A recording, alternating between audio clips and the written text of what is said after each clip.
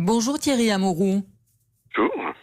Porte-parole du syndicat national des professionnels infirmiers. Merci beaucoup d'être avec nous ce midi sur Europe 1. Tout simplement, votre première réaction à ce Ségur de la santé annoncé par Olivier Véran. Vous vous dites, ça y est, Emmanuel Macron a entendu ces infirmières qui l'ont interpellé vendredi en demandant des augmentations de salaire? On se dit et deux, trois, parce qu'il y a eu le grand plan Ma Santé 2022, il y a eu le grand plan hôpital de novembre dernier annoncé par le Premier ministre, et puis là, il y a le Ségur de la santé. Voilà. Alors les deux précédents plans ne se sont pas traduits en euros, c'était des plans d'annonce. Donc on espère que le troisième sera plus constructif et avec des conséquences sur le terrain. Et justement, Olivier Véran parle ce matin dans le JDD de revalorisation des salaires, des carrières. Concrètement, vous réclamez quoi ? Alors, on demande 300 € par mois, qui correspond au différentiel constaté par l'OCDE entre le salaire moyen infirmier en France et le salaire moyen infirmier dans le reste de l'Union européenne.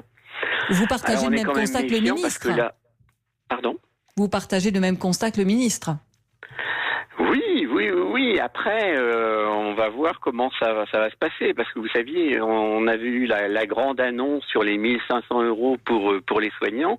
Le texte qui est sorti hier donne 1500 € effectivement aux soignants du public de 40 départements.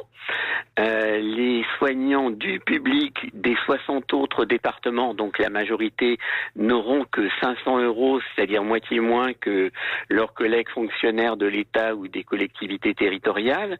Et puis surtout, il y a tous les héros à 0 €.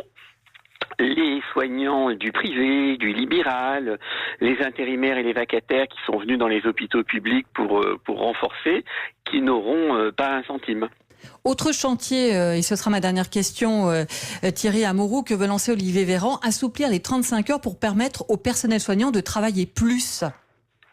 Là, il semble qu'ils n'aient pas bossé leur dossier, parce que les hôpitaux publics, ils sont déjà en 38 heures, avec des RTT qu'ils ne peuvent pas prendre parce qu'on manque de personnel. Par exemple, dans les hôpitaux de Paris, il y a 1 million de jours qui sont accumulés sur les compteurs et que les agents ne peuvent pas prendre. Merci beaucoup Thierry Amouroux, je rappelle porte-parole du syndicat national des professionnels infirmiers, d'avoir été avec nous ce midi sur Europe 1 pour commenter donc ce Ségur de la santé qui doit débuter dans une semaine maintenant. Merci beaucoup.